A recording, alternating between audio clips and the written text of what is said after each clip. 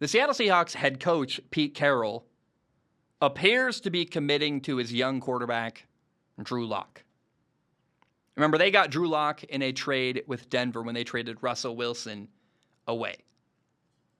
Now, Pete Carroll has come out and said that Drew Lock would have been the best quarterback available in the 2022 NFL draft. Hey, all the quarterbacks drafted this draft where Kenny Pickett was the only player at the quarterback position drafted in the first 2 rounds.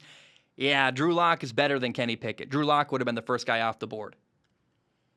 He's better than all of the other rookie options. So, actually, if you interpret it that way directly, then Pete Carroll's got to feel pretty good about Drew Lock. And I will say, when Drew Lock played under Vic Fangio in Denver, remember Vic Fangio, this really, conservative, defensive head coach. Drew Lock never really got a fair shot in that system. He wasn't trusted. They never even gave him really an opportunity to fail. They just said, we don't trust you enough to even give you a shot. I'm a tough old coach fighting for my job. And Vic Fangio came across as very unlikable many times in Denver. One of the things that bothered me was he never would give Drew Lock a real shot. So I am open to seeing what Drew Lock can do in Seattle. Okay, there we go. Let's see what can happen here.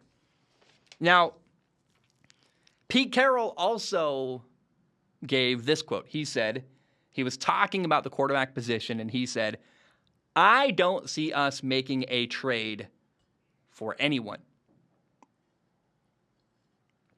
So Pete Carroll said, we're not going to trade for another quarterback. And a lot of people went, oh, so Pete Carroll doesn't want Baker Mayfield. Maybe. In fact, probably. However, saying you're not going to trade for another quarterback does not entirely rule out the possibility of Baker Mayfield going to Seattle. I've said for a while now, nobody's going to trade for Baker Mayfield.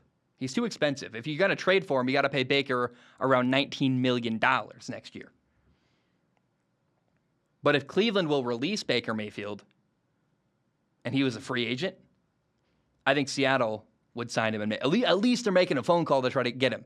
I don't know that Baker would go to Seattle. I think he would, but I can't assume that. But if Baker was a free agent right now, even based on this quote and these couple quotes, I think Seattle would still find a way to go make a move and get Baker Mayfield.